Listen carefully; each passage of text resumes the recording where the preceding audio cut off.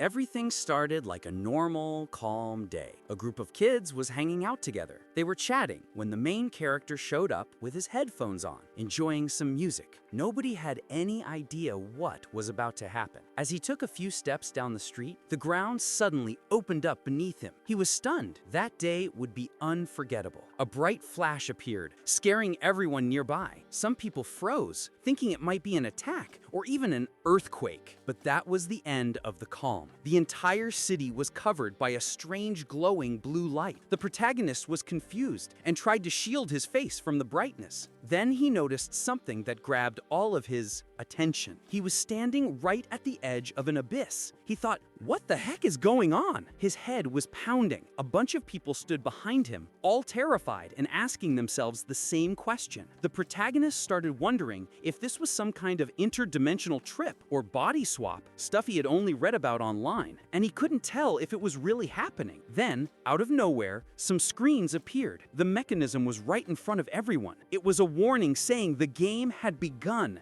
and each person needed to roll their die. The protagonist wondered what kind of situation this was, and what that message even meant. Then a woman screamed and pointed upward, telling everyone to look. There was something terrifying up above. The protagonist looked and was shocked. It was a game cube, a giant die falling from the sky with the number 3 on its upper face. The system screen updated. Player number 8 will move forward 3 spaces. A path appeared in front of them. A massive base with the number 8 materialized, along with a powerful energy. A supernatural aura seemed to surround the area. A scream of fear echoed. The city was moving. A worried child sought refuge in their mother's arms, admitting how scared they were. The protagonist started thinking and piecing together what was happening. They had been transported to take part in a game, but they didn't have the power to play. They were just pieces on the board. This meant the true players were the ones controlling the dice and deciding the movement. The city slid forward as if it had taken 3 huge steps and then stopped. A realization hit the protagonist. He understood that the pawn wasn't him. The pawn was the city itself. However, if the player needed only a single piece, they could have brought only the city. So why summon all its residents? A new message appeared on the system interface following the protagonist. It indicated that they were entering a defense zone and that difficulty settings and resistance time were being configured. Challenge level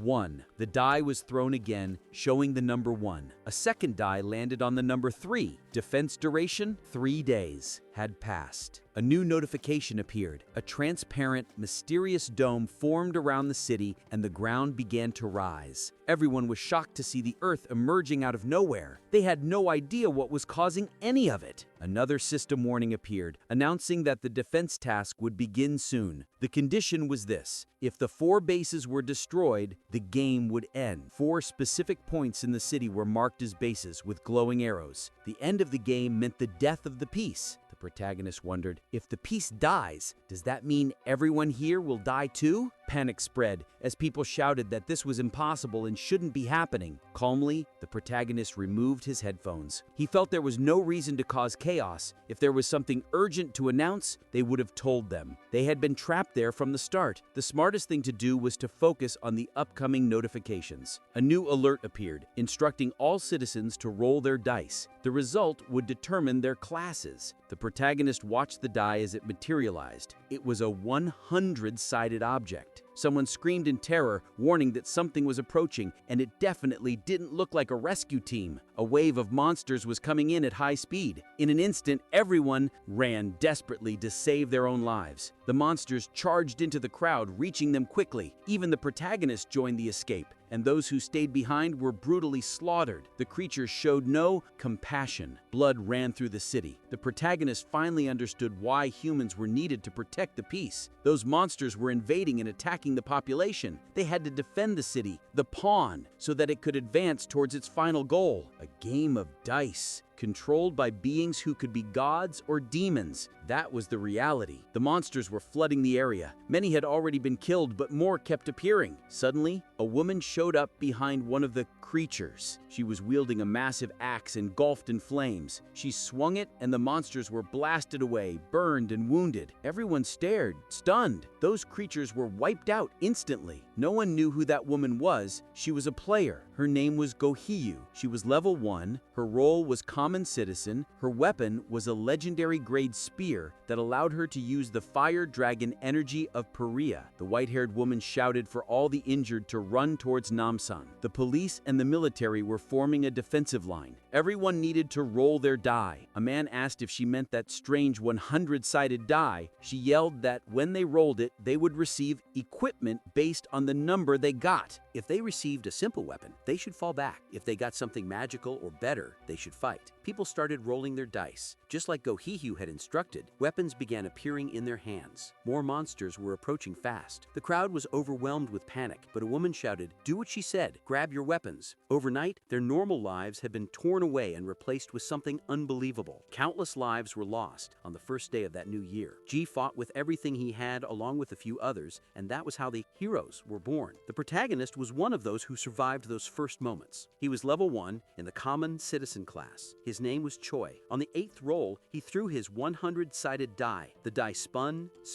and landed on the number 100. And that was how he became someone different, someone who would soon be known by everyone as the worst scum. At that moment, the system revealed a magical text to him. He would become the Demon King of Sovereignty. From the Book of Karatna, a mythical class magical text appeared right before him. It granted him access to the library of the Demon King, Krasna. This library lets the users see all kinds of information, item locations, secret events, monster data, maps, objectives, everything. The moment the mission begins, the book opens in front of the protagonist. The text reveals one more detail. Krasna is an entity with a monopolistic will, which means any reward he gains by using the book belongs exclusively to him. The knowledge from the book is delivered directly to its owner, and that owner was Choi. 3 hours after the defense mission began, there were already 3,102 dead and 7,023 seriously injured. One of the 4 bases had already been completely destroyed. Breathless, Ji said it's finally over. The people cheered with joy. They had survived. They had actually won that wave of enemies. Suddenly, a military truck stopped. It was the Korean army. The soldiers got out and called for civilians and the wounded to get in. They were being taken to Namsan Tower. A soldier thanked Ji, saying she had really done her best, but she simply replied that it was nothing special. The soldier said that thanks to the time she bought them, the army and the police were able to organize and were now being sent to different areas. The character is Kuyayang, level 1 from the commoner class. He's wearing the Guardian's helm, a heroic grade item. Thanks to his firm faith, the user isn't affected by confusion, fear, or disorientation. Heyeju says, "This means the battle is finally over," but Kerr replies that phone lines and the internet still aren't working, so it's hard to be sure. They're using short-range radios to communicate and should soon receive reports about the situation in other locations. For now, they need to head to Namsan Tower. Yu agrees until someone behind them suddenly shouts, "No, it's not over. He's our hero." Choi Yu is holding a book, and even though he's injured, warns them that a boss will appear soon. He explains that the book contains all the details of the mission, information about the monsters, the current progress, everything is recorded there. He shows them the book and asks them to look, but when they do, Ji says she only sees a blank page. Jian, the soldier, confirms he doesn't see anything either. Ji asks if it's one of those manuals that only he can read. John already suspects this. He imagines it might be like an information artifact. Choi's surprised. He's the only one who can read it. Frustrated, John thinks to himself that if this is true, then Choi possesses an object of immeasurable value. In a world like this, information is power. So he asks Choi to reveal everything he knows. Choi seems confused, but Jong says he needs proof of what's written in the book. So Choi starts reading. He says that Helding's helmet is a heroic grade item. It belongs to a set of 6 pieces. The current user is Sergeant Jae Jong. He has 21 days left until his discharge. As for Jiyu, her weapon is a legendary class item called the Fang of the Empyrean Flame Dragon. To everyone's surprise, her favorite karaoke song is Shilgap Mountain. Jiyu blushes, embarrassed, and tells him to stop. She says that if the book contains personal data, then it must be real. Yao Zhang is right. It really is a data book. If that's the case, then the boss truly is on the way. Ye Zhang becomes serious. He says they've confirmed the artifact's ability and are in contact with headquarters. Somewhere else, someone reflects on a recurring thought. If this world were a game, he would be a bug because everything feels too easy for him. The boy is wearing striped clothes and a headband. He claims the headband prevents them from leaving into the world. The ground around him is covered with toys and games. It's as if a system admin found a listener and isolated the area. While he wonders if they will ever be able to return to the real-world city, someone calls out for Choi Yu, and the boy becomes alert. It's Sergeant Ye Young, informing him that headquarters has given the green light. It's a gamble, but with no time or better plans, they will rely on Choi's knowledge. The boy is already nervous. John hands him a communicator, demanding that he provide all information and countermeasures. Choi nods, tests the audio, and begins explaining the defense mission. The objective is to protect the bases from waves of monsters that appear every 6 hours. At the end of each wave, a boss will appear, a two-headed ogre, difficulty level 1, which uses both magic and physical strength. Joy explains that victory requires defending the base 4 times a day, 12 times in 3 days, and eliminating the boss. He has the necessary data. If they follow the strategy based on that, they will survive. He adds that afterward, he'll find a way to return to his original world. Jiu is speechless, surprised that the boy is already planning for the future beyond the battle. Choi hardens his expression and tells them to begin, but he had forgotten to check something while he was unconscious: the fine print in Krasna's book artifact. The sacrifice required to defend sovereignty channels all rewards to whoever holds the information. This started with Go Hee Yu and Ku Yong, but it expanded. Anyone who speaks with Choi will be affected, not only direct listeners, but also anyone who receives the information through others or rumors. Anything that comes from him causes damage to those nearby. Therefore, the army is in danger just by knowing the strategy while fighting the monsters. Despite the risk, they continue fighting and winning under Choi's command. However, the danger grows, and more people are captured by Choi's book. The list under the Demon King Krasna's control increases. The population of level 8 pawns is 190. The sacrifices for sovereignty already total 3,256, reaching 176,542 affected. In one day, 91% of the population became sacrifices. This is only the beginning of Choi's sins until the end of the game. The mission follows the logic of a tower defense. Enemies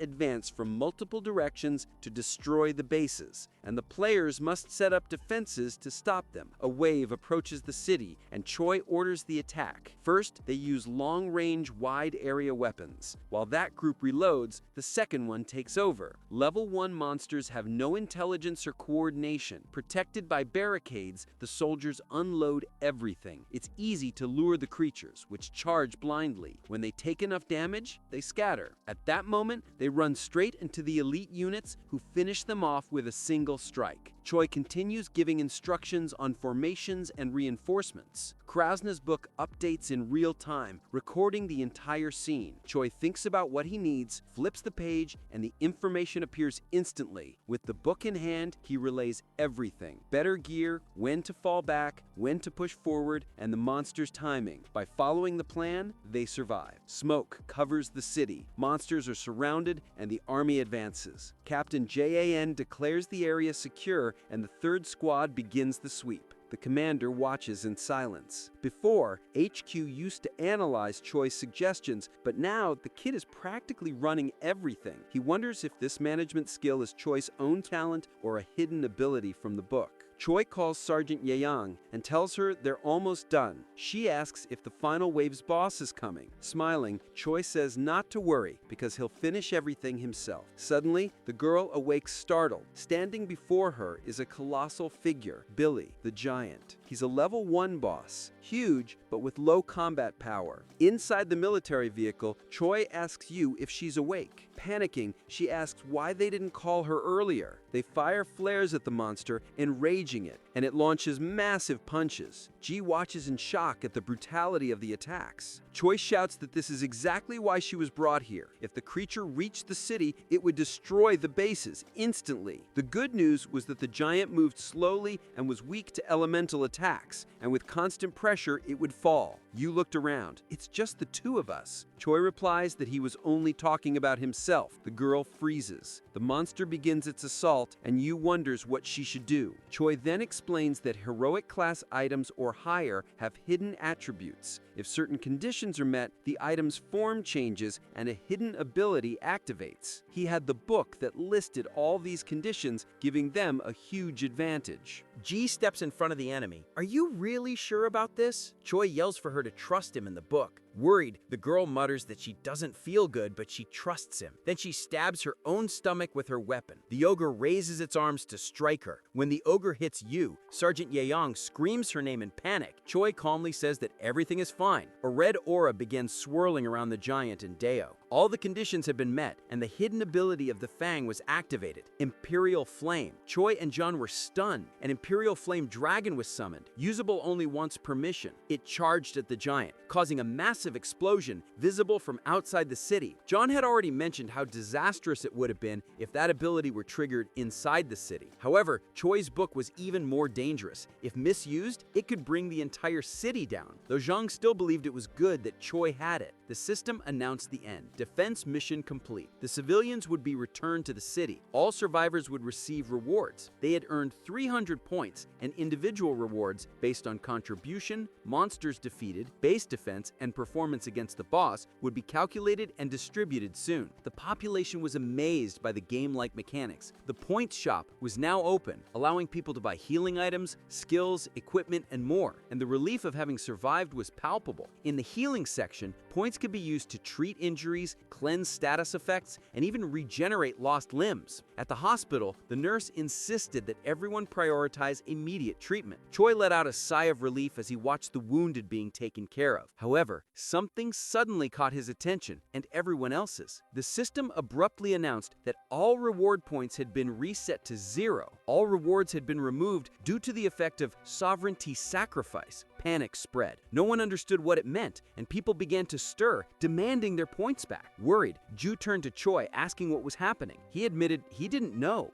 The system then explained, sovereignty sacrifice operates based on the number of citizens sacrificed. The more citizens sacrificed, the greater the total reward. Suddenly, everyone received a notification showing who had been the recipient of all the mission's points. To everyone's shock, Choi had received 9 billion points. The crowd, previously stunned, was instantly consumed by fury. They shouted at Choi, demanding to know how he had obtained such a fortune. Ji, Yu, and Jung tried to protect him as the enraged crowd closed in, convinced he had done it on purpose to steal the rewards. Desperate, Choi begged them to believe him, insisting he had no knowledge of the function. John told him to stay calm and suggested their first action should be helping the injured. He considered that the points could be exchanged or donated. If Choi shared the points, it would prove the situation hadn't been intentional. Otherwise, everyone would assume the worst. Panicking, Choi agreed, but when he accessed the system to transfer the points, a passive ability was triggered, Demon King of Desire's Monopolist. Krasa. The ability blocked any exchange or donation of points or items. Choi fell into complete panic, confused and with no idea what that ability even was. The crowd, now fully enraged, shouted at him to hand over the points. Choi tried to bypass the system by buying healing items to distribute, but every purchase and transfer was instantly blocked. Desperate, Choi shouted for Ji to burn it. He threw the book on the ground and reopened the system window, hoping something had changed. Instead, the book started to move on its own, as if it were alive. Choi yelled in frustration as Yu watched him, visibly worried. Around them, total chaos was unfolding. People begged for their points, some were even dying from lack of treatment. Hope quickly turned to anger and resentment. They wanted to hunt Choi down and destroy him. The crowd informed Sergeant Yeong that the number of deaths was increasing and that the citizens were furious. Choi muttered that there had to be some kind of solution, something that could be done. He grabbed the book and opened it again. Suddenly, a rifle was aimed at his head. It was Sergeant Yeong, who ordered, "That's enough. What you're doing is for the greater good." Yeong announced Choi's arrest, and the crowd erupted in rage, shouting that arrest wasn't enough and that he should be killed like a scammer. Ju tried to calm them, but they were far too enraged to listen. Meanwhile, Yeong quietly leaned toward Choi and whispered for him to run. He had to get out of there and find a way to fix the mess. It was the best Yeong could do for him at that moment. Choi clenched his fist in frustration and opened the system window. The crowd cheered, thinking he was about to try something new, but he acted fast. He spent points and bought agility. In an instant, he vanished, gone from the area in the blink of an eye. The crowd exploded into hysteria, screaming that he had escaped. Then the system announced the time remaining until the next turn: 23 hours, 59 minutes, and 59 seconds. People fell into panic. There wasn't enough time for everyone to recover. John shouted that everyone needed to move immediately to the safe zones, and the wounded had to be transported by car. As chaos unfolded, Ji-yu stared thoughtfully at the sky. People rushed to organize themselves, splitting into those who would fight and those who would handle the evacuation, receiving instructions to stay alert. The warning echoed with unquestionable gravity. It was essential for everyone to check their windows and stay strictly within the evacuation zones. The collective memory had to be activated to remember the exact locations of safety centers and temporary bases. And there was one unique threat. If anyone encountered Choi, they must run immediately. The order was clear: report his position and escape as fast as possible. Following any advice or instruction from him was strictly forbidden. In addition, the law was reinforced. If someone sacrificed themselves for sovereignty and that act was kept secret from the public, it would be classified as a crime and punishable by law. With time running out, JN and his squad focused on forming new strategies for the coming battle, while Ji-yu did the same in her own preparations. Most of the population, driven by survival instinct, fled, trying to escape the impending confrontation. During the exodus, fights and conflicts broke out, and people's faith was put to the test. Exactly 24 hours later, the system that governs everyone's fate manifested, solemnly declaring, "A new round has begun. All players roll their dice." Fate moved forward. Pawn number 8. Your city advances 4 spaces. The advance brought them directly to the Demon King's Seal Plaza. There, the guardians of the demonic pillars would appear to protect the seal. The task imposed on the population was singular: destroy all the demonic pillars. The urgency was absolute, because failing to eliminate them in time would result in the Demon King being summoned. To determine the mission deadline, a die would be rolled, setting a period of 5 days. 3 pillars rose, each with its respective guardian. The first pillar was protected by a level 1 being, the aimless fallen angel, an angelic soul wandering existence in search of its lost purpose. The second pillar also had a level 1 guardian, the insane brain, a creature plagued by an endless need to create, whose inventions grew more dangerous the longer it lived. However, it was the guardian of the third pillar that caught Ji-yo and Yayoung by surprise, a level 3 being. He was a goblin swordmaster who had reached the peak of martial arts and surpassed his physical limitations. Now, his goal was to break the seal and earn the honor of challenging the Demon King himself. Far from the battles, Choi hid inside an abandoned warehouse, surrounded by a mess of papers and mystical symbols. He wore a grin of complete satisfaction, as if everything was unfolding exactly according to his plan. Over the radio, Yayoung heard a voice delivering the latest report. The attack had begun. The forces focused first on the fallen angel. Attempts to control the crowd were useless. The situation was completely out of control. Worried about the escalating chaos, Jung suggested they should leave as well and asked if Ji-yu was ready. One of his soldiers, a woman, replied, "She left a while ago." The captain sighed. It's chaos now. Coordination and teamwork had collapsed completely after just 1 day of combat. Ji-yu headed alone into the confrontation. She went straight after the final guardian, the level 3 monster. Her only objective was to defeat it before it caused more deaths. As soon as the monster attacked, a burst of flames erupted. When the smoke cleared, Ji-yu realized, shocked, that her attack hadn't left a single scratch. The swordsman spun his blade once and sent her flying. At that moment, a strange blue light appeared, and the swordsman looked confused, his focus visibly disrupted. Someone approached with calm, measured steps, caught Ji-yu in midair, and gently set her down. The girl looked at him surprised. "You came back?" she asked. Choi simply nodded. He then asked if she could still communicate with the others.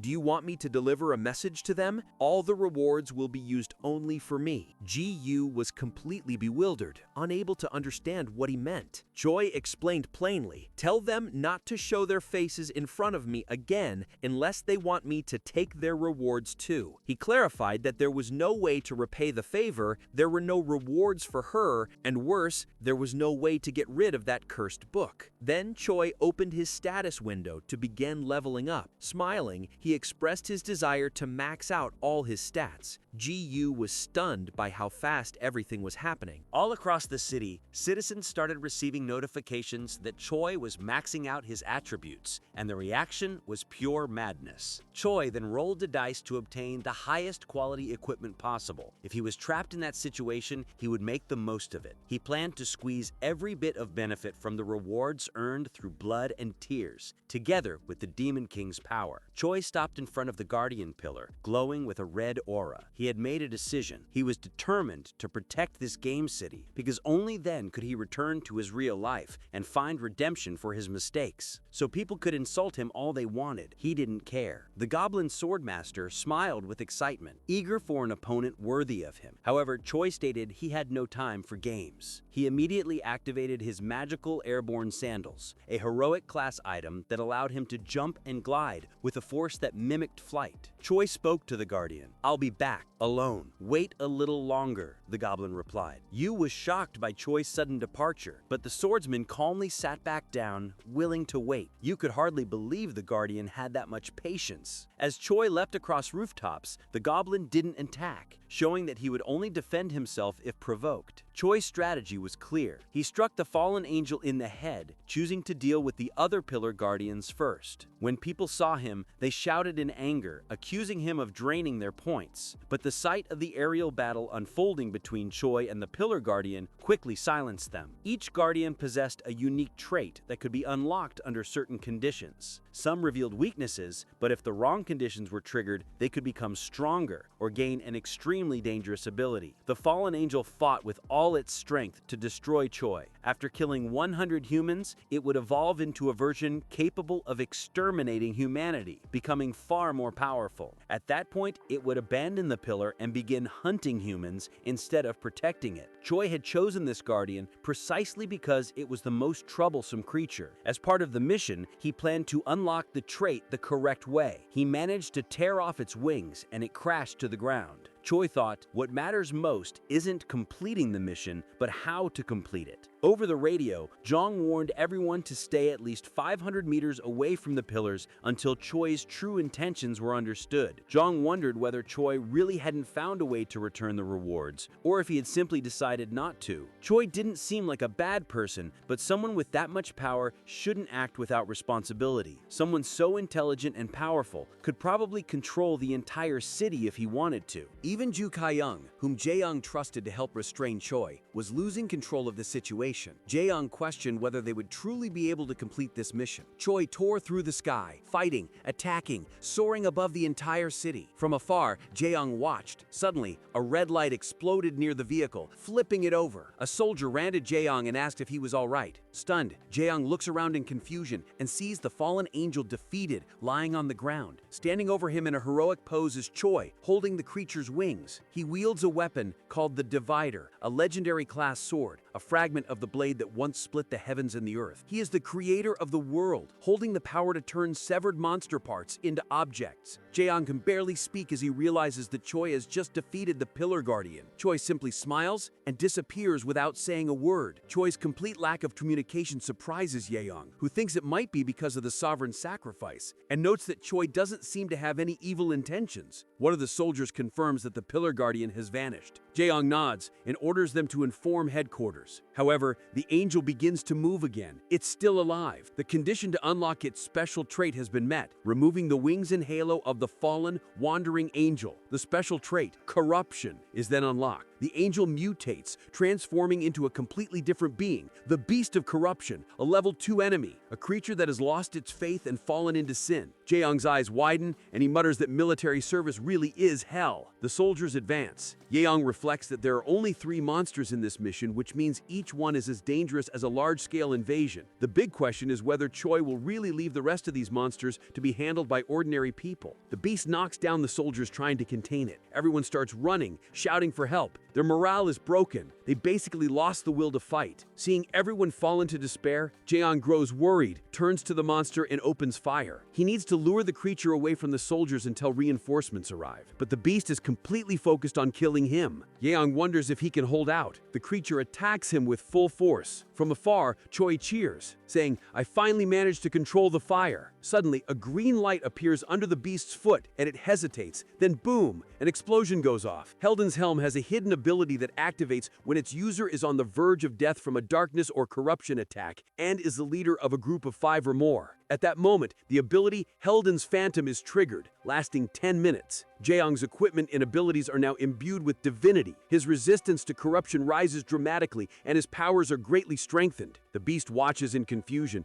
unable to understand the change. Suddenly, the power of the helm manifests. All nearby soldiers begin to lose their sanity. The paralyzing fear vanished, and now they were fighting with everything they had to survive. Choi watched from a distance and murmured, "All right, this is way darker than I expected." Earlier, someone had told Jaeong he would receive a vehicle but would be on his own. He joked, asking if that wasn't too much privilege for a simple surgeon. Kim Sin replied, "You've got grit. I like your style, Jaeong." Jaeong didn't know how to react at first. Kim Sin explained that with so little information about the current situation, they needed a calm observer, someone rational who wouldn't lose their head, a cold, calculated sentinel capable of making logical decisions under pressure. Now, possessed by Helden's spirit, Yujong shouted, "Attack the enemy!" Kim Sin had been right. Yujong was perfect for the role. Under his leadership, everyone united and took down the corrupting beast. The system announced, "The corruption guardian beast of the first pillar has been defeated." The group with the highest contribution is the Independent Escort Squad, led by Sergeant Ye Zhang. Kim Sin read the message silently. Choi celebrated the victory with a smile. "I told you I was right," he cheered. The Guardian's health had dropped just enough for Zhang's squad to land the finishing blow. Even after being corrupted, its reduced health wasn't restored. And since the monster evolved into something new, all of Choi's contributions against the original fallen angel were erased. Because of that, Yi Zhang ended up being the main contributor and received all the rewards. Excited, Choi turned to the person next to him and asked, "So, what did you think?" The Swordmaster looked completely baffled by Choi's ramblings. Choi thanked him for listening, saying he'd been dying to tell someone all of that. He just hadn't had anyone to talk to before. Choi looked the swordsman in the eyes and proposed, "Want to make a bet? If I win and you lose, you break the Demon King's seal." The Swordmaster was stunned. Meanwhile, Yeju was locked in an endless battle against inhuman machines. They were only level 1, but the horde never stopped, and she kept taking them down one after another. After receiving the rescue request, she headed to the second pillar, but it felt like the fight would never end. To make matters worse, the machines were constantly evolving. She needed to land a finishing blow before they grew too powerful. Yeju shouted for everyone to fall back, but the civilians refused. They understood the situation and insisted they needed the points to save their families, refusing to give up the fight. Meanwhile, the Guardian Pillar continued generating more machines. 2 people hid nearby, planning to ambush and eliminate the Guardian on their own. However, before they could strike, the creature detected them and fired a laser beam. Moments before they were hit, Yeju leaped in, surged forward, and created an explosion with a shockwave. She yelled for them to run, but the 2 were already gone. Yeju gave a faint smile, but the Pillar Guardian hadn't stopped. It scanned her, identifying risk factors. After a full analysis, the equipment reveals a specialized unit, an anti-Yeju machine. Yeju is shocked. She knows she has to end the fight immediately. Suddenly, all the other machines charge straight at her. Yeju is surprised to be the target of every one of them, but for her, that's actually better. She unleashes explosions, destroying as many machines as she can in front of the Guardian. She shouts for everyone to get as far away as possible, then launches a long-distance attack straight at the Guardian's massive brain. The explosion is enormous, barely missing some civilians. Even so, Jiu feels euphoric that she managed it. She sighs and thinks,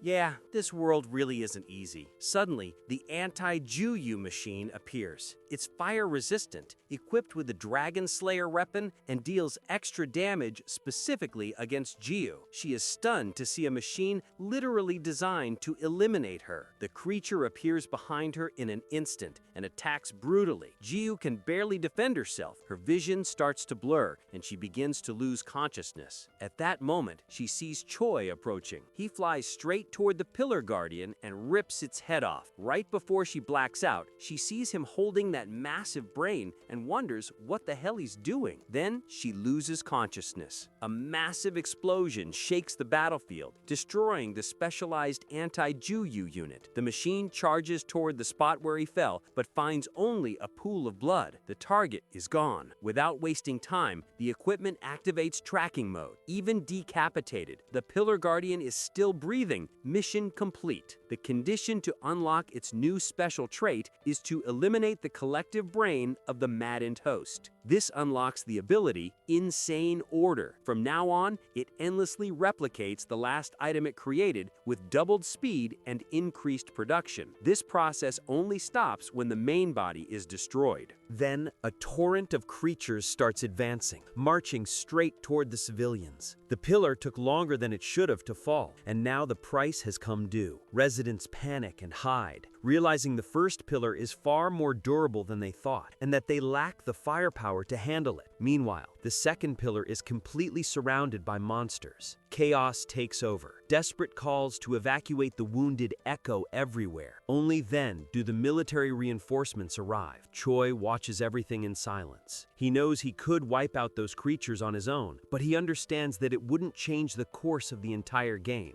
If he really wants to win, he needs to strengthen the city as a whole, and for that, he needs a competent commander. That person is Yahyong. Besides her, he'll also need a champion who inspires confidence and unites everyone. That role belongs to Jiayu. She suddenly wakes up, blinks a few times, and realizes she's alive. She turns her head, expecting to see who saved her, but instead finds the swordsmaster. Startled, she backs away, but he only asks her to lower her voice. Embarrassed, she tries to explain herself, saying she was just surprised. The swordsman, however, is even more shocked to notice that the guardian is speaking. He explains that he already treated her injuries, but time is short and they need to begin right away. He reminds her of something he mentioned earlier. After a major defeat, the classic trope always follows, finding a powerful master, training non-stop, and rising back up. Jie is confused, not understanding where this is going. At that exact moment, the anti-GU machine completes its charge, detects her presence, and rushes in her direction. The machine finally locates its target and instantly activates its annihilation sequence. A devastating shot is fired at Heiyu, but Choi appears in front of the attack, laughing. He had tricked the system by using the head of the maddened brain, which now functions as a hero-class artifact. With the target lock engaged, Choi simply redirects the shot.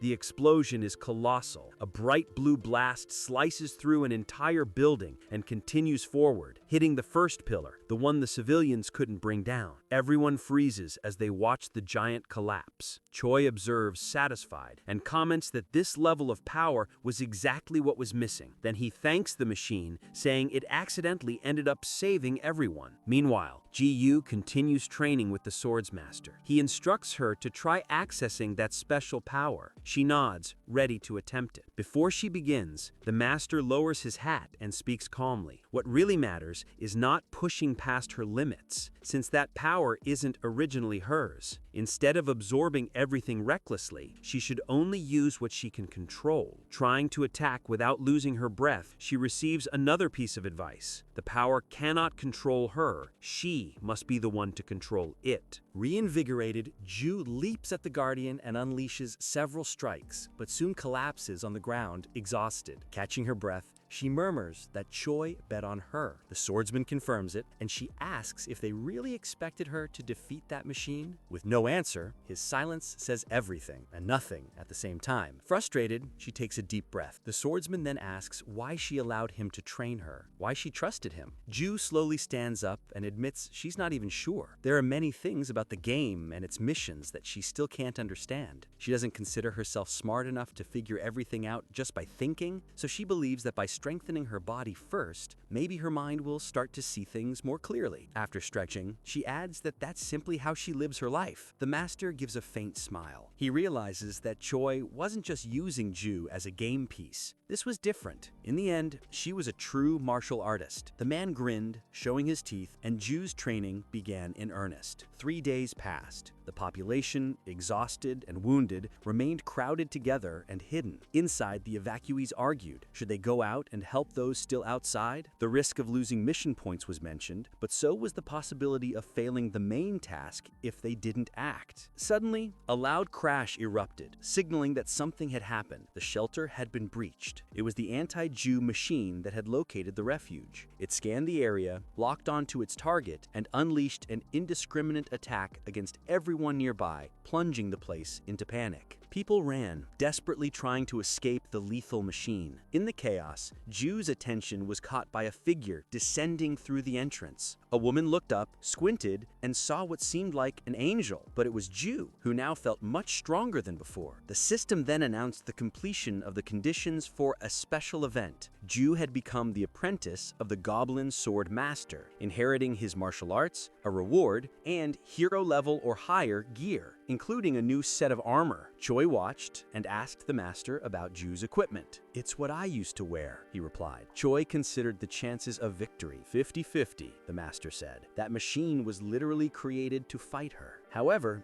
Ju now had new combat abilities. The machine fired at her, intending to annihilate everything in a single blast. The Swordmaster spoke aloud, reflecting, "If the seed I planted blooms at the right moment, that thing will stop being her enemy." Ju activated her new skill, Apprentice of the Swordmaster, and her proficiency with close-range weapons skyrocketed. At 3:34 p.m. on the third day of the mission, only the first pillar had been destroyed, which infuriated the soldiers inside the vehicle. Later, at 5:21 p.m., the guardian of the second pillar was finally defeated. Then, at 9:01 p.m., the anti-Jew machine was destroyed, leaving everyone in complete shock. Ju reappeared around 40 hours and 3 minutes in, leaving a group of citizens behind. Most of the population had already returned to the fight. On the fourth day, at 3:44 a.m., the second pillar was destroyed. Seeing these events unfold, people began to feel hope returning. They even considered the possibility of finishing the mission without Choi's help. But that thought was premature. The Swordmaster instructed Choi, "My apprentice won. It's time for you to keep your promise." The population and the army started organizing, gathering weapons and supplies. Kimson contacted Ju over the radio and joked, "I sent that guy out alone to scout, and now he comes back acting like a general." He sighed, then added, "Forget it. Leave the injured with us. Go do what you need to do." Kimson was willing to take full responsibility, even promising over the radio, "If you succeed, I'll personally promote you." But Yeyoung wasn't after a promotion. He just wanted to go home. At that moment, Yeyu walked up and said, "Come on, Yeyoung, we need to go." He asked if she would be all right. Internally, she thought of the promise she made to her master. "Next time we meet, we'll be enemies." Yeyoung blinked, confused, and muttered something to himself. Young was hit with the feeling that the situation had suddenly shifted genres. He questioned whether he could actually win. After all, he was about to face a level 3 creature that even Jae couldn't defeat. People would die. No matter the outcome, the casualties would be severe. What the hell is Choi thinking? Suddenly, Yang and Juju looked up at the sky in alarm. A massive rift was opening. Yang had no idea what it meant, but Choi was flying straight toward it. With a powerful kick, Choi struck the portal, causing a massive circle to appear along with a thunderous roar. The system intervened, announcing, "The Demon King's seal has been destroyed." The mission objective updated instantly. New mission, kill the Demon King. Failure means game over. Panic swept through the population, who screamed and called Choi insane. Yang was stunned by Choi's actions. The Swordmaster watched from afar, surprised that Choi would take such a step, but acknowledging that there were now truly interesting humans in play. He leapt toward the seal, ready for battle. Upon arriving, he immediately engaged, cutting down every fallen angel that emerged, one after another. Yang and Ju stood there, speechless. The Swordmaster declared, "Think of this as both a gift and a task for my apprentice." He then turned to Gao and said, "You'd better take this seriously. Goodbye. We'll meet again when our paths cross." With that, he vanished into thin air. Meanwhile, Choi obtained a new item, the Angel's Halo, a legendary accessory that grants protection in demonic and infernal realms. Facing the Demon King, Choi muttered that it had been easier than he thought. He yelled, "Hey, are you the Demon King of Sovereignty, Krasna?" The creature stood up and growled, saying it had never heard that name. It identified itself as Kitimbaba, the Demon King of Authority, a difficulty 6 boss who prefers crushing things with his bare hands. Choi was confused. Wait, he thought, aren't Demon Kings supposed to know each other? He turned his back on the monster, hesitated for a moment, then faced him again. "Sorry to bother you, but your opponent is on his way, so just hold on a bit longer." The Demon King took it as an insult and threw a punch at Choi. Catching the attack just in time, Choi's eyes widened. At that exact moment, the Swordmaster arrived and witnessed something unexpected. The Demon King was bleeding, and Choi was dodging every attack with ease. The monster's hands were shredded and mangled. Choi smiled and shrugged, explaining, "Sorry about that, it was pure instinct." The Demon King stared in disbelief. "How could a mere human do this?" he roared. Choi gave a small bow and replied, "It was an accident." The creature exploded in fury.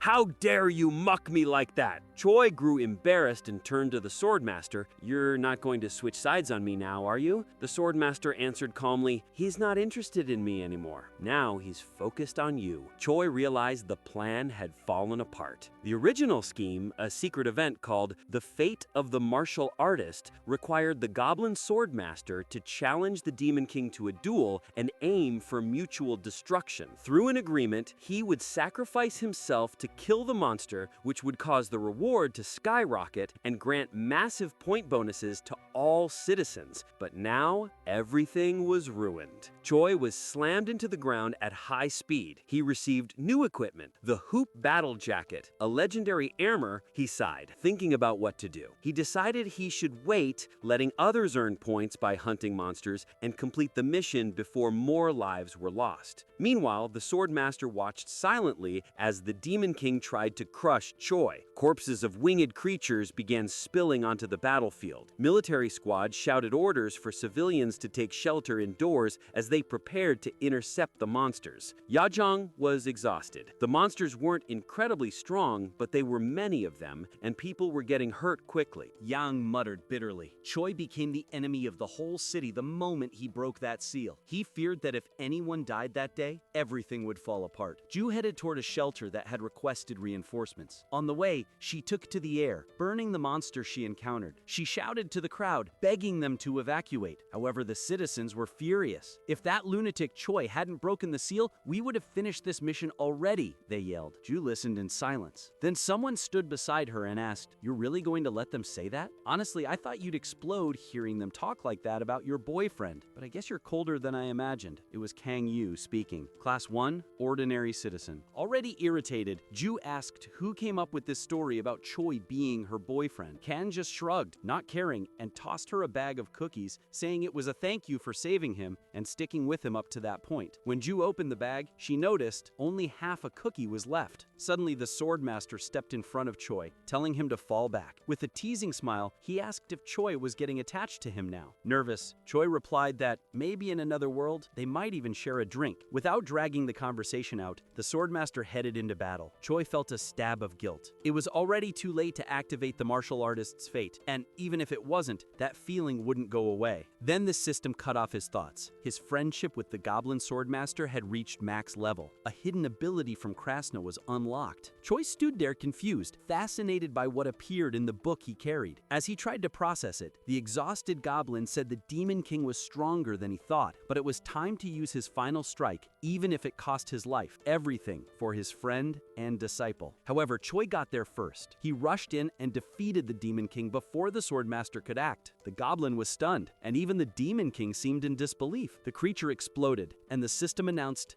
"Demon King defeated. Main contributor, Choi." The Swordmaster remained speechless, unable to understand how that was possible. Another message appeared. All summoned monsters had been eliminated. The goblin began to fade away, and Choi ran toward him. Excited, holding the book, he realized he had unlocked a new ability. He could now recruit 4 sovereign masters and form a spiritual contract with the creature. The system asked if if he wanted to establish this contract with the Goblin Swordmaster. After everything, Choi fell from the sky, deep in thought. Between being hated by humans, making alliances with monsters, and now forming a contract with the Swordmaster, he felt his humanity slipping away a little more with each step. At that moment, a new announcement appeared. The system announces that all surviving citizens will receive rewards. The general distribution grants 800 points, while Choi receives 200,000. The collective outrage returns instantly, and he can only take a deep breath. From afar, Kang watches Choi falling from the sky and wonders whether that man is a legendary hero or just the spark of something dangerous. Jaeon analyzes the situation, saying he doesn't know much about games, but this clearly works like a base defense title with massive unit deployment. That makes him question whether someone with fully maxed out stats should even exist. Who could face a Demon King? Or worse, someone like Choi? He concludes it must be a bug. Then, the system confirms his suspicion. An abnormal unit has been detected. The target is Choi, listed with max level stats. The system displays 4 possible actions: eliminate, reset, subdue, or summon. The player chooses eliminate. Choi feels a chill, as if someone is watching him and wonders if he's just imagining it. But the system fails. The command doesn't execute. Instead, it begins a full inspection of the selected unit. Choi's profile appears on the screen and is immediately hidden. The unit is removed from the general interface. No other player can access him from that moment on. With that, the system releases the player to continue the game. Meanwhile, in the city, survivors celebrate and spend their points in the shop. A messenger activates a magical item, an arcane tier accessory, to reveal the results of the reward analysis. There are 7 types of dice, each with a different number of sides: 4, 6, 8, 10, 12, 20, and 100, and most are tied to specific classes. Weapons, equipment, and tools appear completely at random. Jaeon, for example, receives the Fork of Fate, a heroic class accessory that is never lost, always returns to the user, and is permanently available. He looks at the item with a neutral expression, commenting that rare equipment doesn't always mean something truly useful. Around him, crowds cheer over their new items, trading, negotiating, and bartering non-stop. The population begins to reorganize. Some are already recruiting attackers for the next mission, while others look for defenders to watch over the evacuation zones. Yayoung turns to Ji-yu and asks if she's really leaving. Ji-yu nods. Yes, she says. Military service suits her, and there are still many people hiding in fear, people she wants to help. But she assures she'll keep supporting the missions, which makes Yayoung imagine how worried Jaeon must be. As he watches her walk away, he thinks that little by little, everyone is adapting to this absurd world. From a distance, Choi watches quietly. The city had taken an important step. The champion who would be vital for the upcoming missions and the future army was now exactly where she needed to be. What mattered now was how they would evolve from here. If Choi's plan went wrong, the population itself could become the city's downfall. He thought about this for a moment until he felt someone tap his shoulder. When he turned, he found a girl greeting him. It was Kang Yu-woo, a level 5 ordinary citizen. Her sudden appearance startled her. Choi asked how she got up there, and she answered simply, saying she just climbed. She stepped closer, making Choi uncomfortable, and commented that she thought he would be lonely up there, but it seemed he had already gotten used to it. Choi frowned, not understanding the remark, but Kang didn't explain. Instead, she said she wasn't there to fix anything today, but she'd be back later. Confused, he asked why she came to see him, and she replied with a playful smile, hinting that he could figure it out by checking his own book. Choi noted that thoughts don't show up in the data. Right before leaving, Kang said she just wanted to see his face. The face of the idiot who could have ruled the whole city and still chose the most complicated path. Then she simply jumped off the building, held by a rope. Choi froze. The strange encounter and her abrupt exit left him stunned. At that moment, an announcement echoed through the entire city. The city's experience level had increased. It had reached level 1. Resources would be upgraded and new adjustments were now available. interface customization, blocking or adding friends, direct messages, and other minor improvements. Choi began physically rebuilding parts of the city and noticed something important. The city gained experience when citizens spent points. This frustrated him because his own points didn't count toward it. Then a question surfaced. Where were the points he spent actually going? A heavy suspicion settled in. Perhaps they were being absorbed by the demonic entity tied to the book. And he wondered whether it was really right to keep using it. In another sector, John received a new badge and was promoted to second lieutenant. Kim Song celebrated the promotion even though John looked completely exhausted. From afar, Kang watched and murmured, reflecting on how everyone was progressing, yet still wondering where someone as fragile as her could fit in a city so hostile. Meanwhile, Choi remained seated in silence in front of the book until a new message appeared before him. The system announced the start of a new round. They had reached the trap of the Golden God's house. The city had been captured by the entity, and failing to meet its demands within the time limit would result in game over. The god's greed level, classified as Gold is number 2, was astonishing. The mission would unfold across 4 maps and last 2 weeks. Jae-young reviewed the details, surprised by the sudden shift in unit focus. The central task was clear: find hidden treasures in the summoned maps and bring them back to the city. The value of these treasures would directly affect the Golden God's satisfaction level. However, there was a complication. The treasure could only be evaluated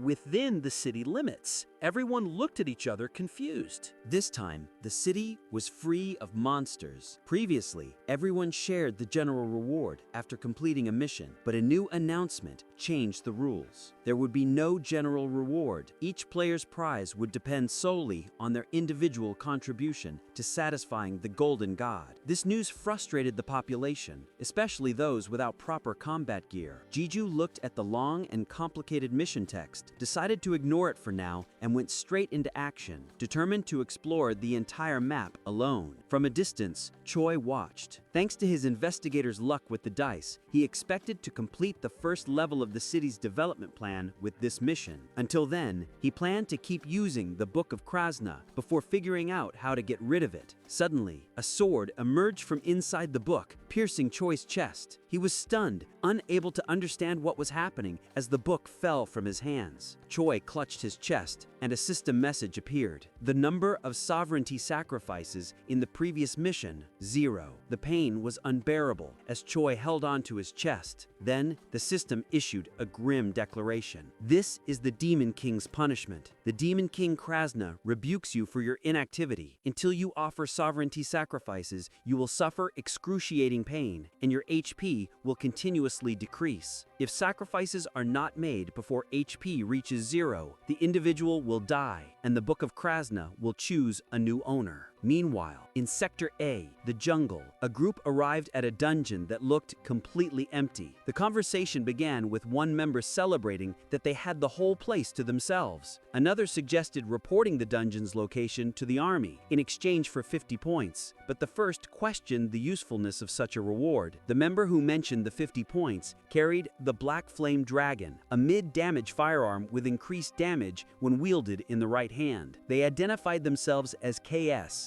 and Rosus, led by Doyab. Level 3. The 4-person group was determined to stand out in this new world. Suddenly, a dark and threatening figure appeared at the dungeon's entrance, startling the group. One wondered if it was a guardian monster, while another commented on how easy it was to recognize the patterns. After all, they had already been guild masters and raid leaders. To them, this new environment felt like nothing more than a playground. What emerged from the dungeon, however, was Choi. He spoke sharply, without emotion. The cripple is the boss, and began explaining every detail of the dungeon, including how to eliminate the enemies inside. The team tried to cover their ears, desperate not to listen, but Choi kept talking. Later, Doyab vented his frustration, saying they had become sovereignty sacrifices on the very first day of the mission. They were furious at what they saw as pure injustice. One of them suggested doing something about Choi, but another immediately countered, asking what they could possibly do.